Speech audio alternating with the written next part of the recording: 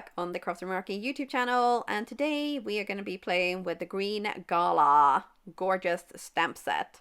So we're going to be doing some stamping, heat embossing, and watercoloring with Karin Markers today.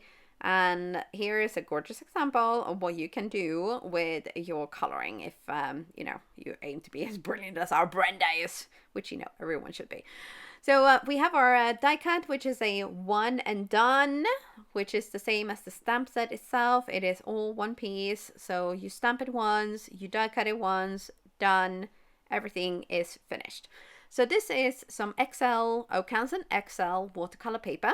We're going to be heat embossing our stamp set or stamp images onto this, and we're also going to be treating it with a little bit of an anti-static tool first. Then we're going to stamp it with some wow embossing ink. We're going to sprinkle our gorgeous gold embossing powder. We're going to set that, and then we're going to get coloring.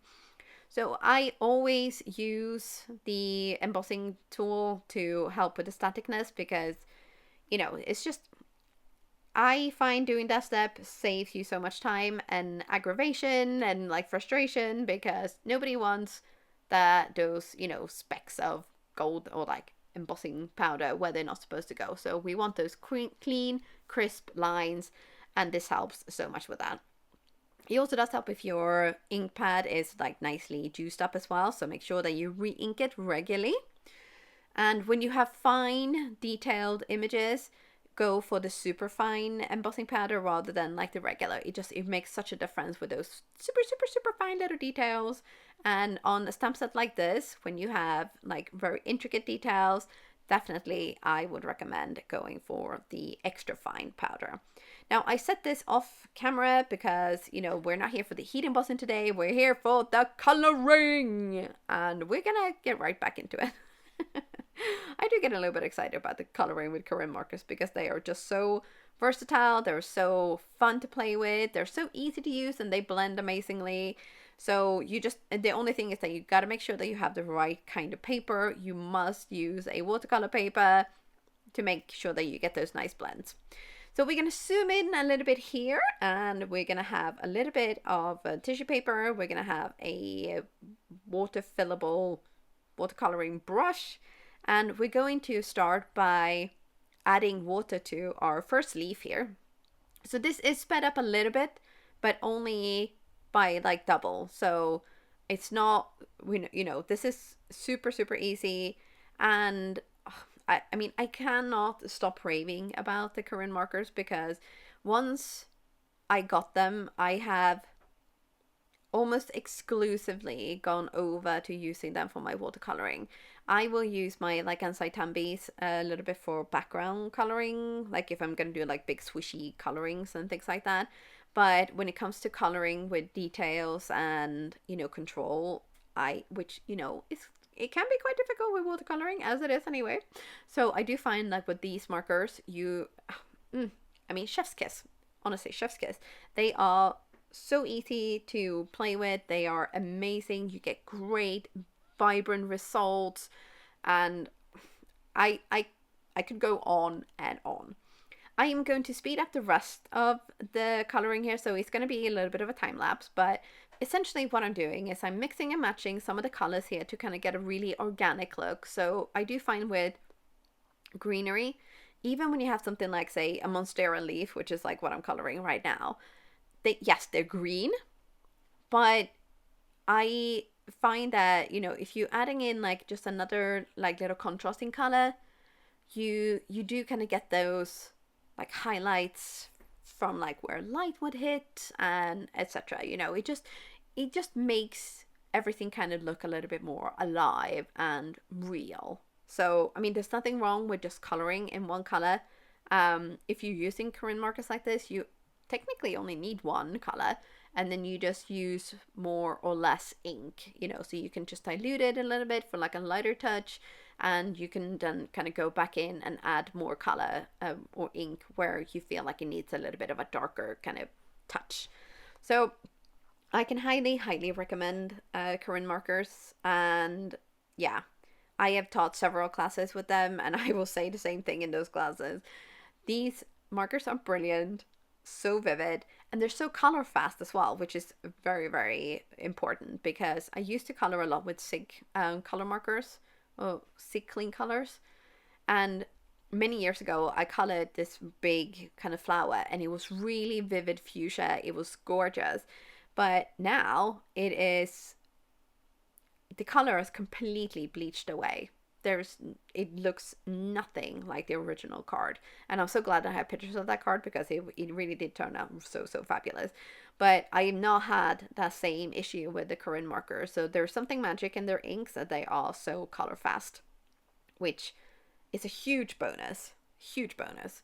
But like I said, with these markers, you don't actually need like the whole set. I know it's very, very tempting to go for the whole set because, you know, a lot of us have that full set syndrome.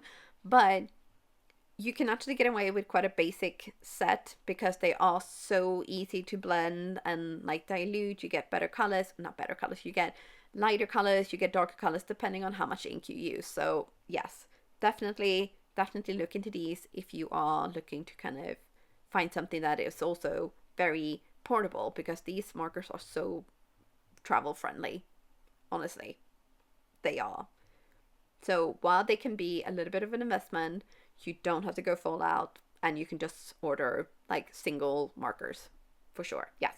But we're going to finish up our last leaf, leaf bunch here. And you can see I've gone for kind of different colors for all of them because I don't want them all to look the same. I want them to be a little bit sort of like in nature, you know, different species of leaves will have different colors and gradients and things like that. So I've tried to make them all look a bit different from each other. This might not be what they look like in nature, but we're staying on paper here. So yes, this is it. But once we have finished with the coloring and we have let this dry, because, you know, it is important to leave it to dry for a little bit as well, we are going to get our die cutting machine out. We are going to use our die cut. We're just going to plop this down on top of the images.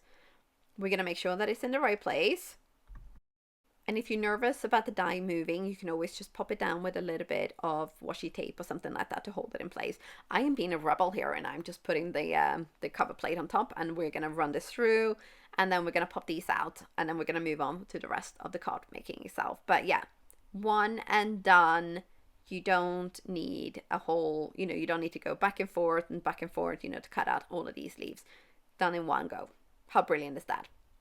I'm a big fan myself. So we are gonna put these aside for a little bit, and we're gonna start working on our background, because we do need to have something to put these on.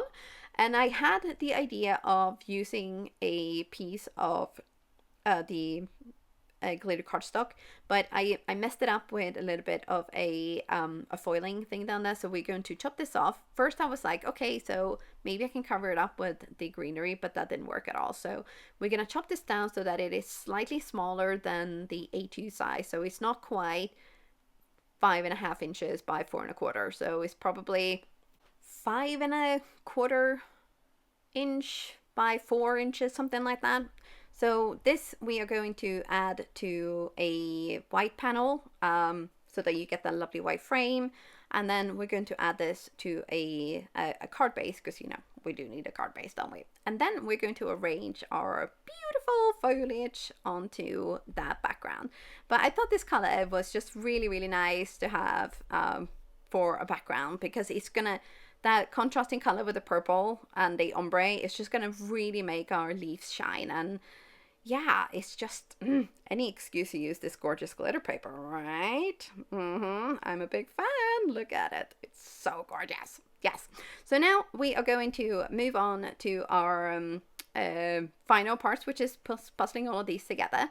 I have a bunch of sentiments that are also heat embossed in gold. Keep it cohesive. This is from the Gilded Expression stamp set. And we are going to use the Thinking of You. And first of all, though, we're going to arrange our greenery in, what's going to be kind of like our base here. And I'm leaving enough space at the top corner, top left corner kind of thing, to make sure that I have enough space for the sentiments there. So we're going to arrange our sort of cluster of greenery here and see what works and what doesn't work. And we're not going to end up using all of these pieces, but this is what this sort of stage of the card assembly is for. you know, what works, what doesn't work. Just because you have colored all of these images doesn't mean that you have to use them. So save whatever doesn't kind of work with your project, and then you have a couple for another time. And you know, if you have bought some of the other stamp sets that go with the release as well, you know, you've got some greenery to kind of prop up some of those lilies, or you know, some of those exotic florals. You know, there are so many options. And sometimes if you want to go super simple, just a nice cover die background with a sentiment and a bit of greenery kind of poking up behind the sentiment is all you need. And a bit of bling, of course, you know. We mustn't forget the bling. No. So here I'm just gluing down the sentiment because I want to make sure that that goes exactly where it's supposed to go.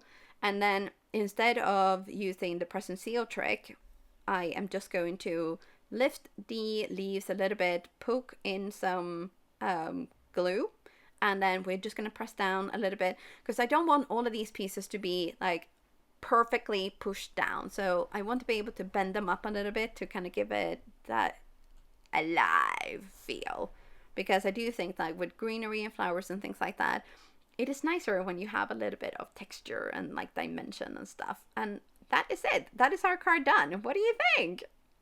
I think it came out so cute, and I really like the ombre in the background. Very happy with this one. So I'm gonna stop tooting my horn and leave you now. Don't forget to subscribe to the Crafty Meraki YouTube channel if you haven't already done so, and if you want to leave me a comment and a thumbs up, that would be amazing. But I will see you soon again. Bye for now.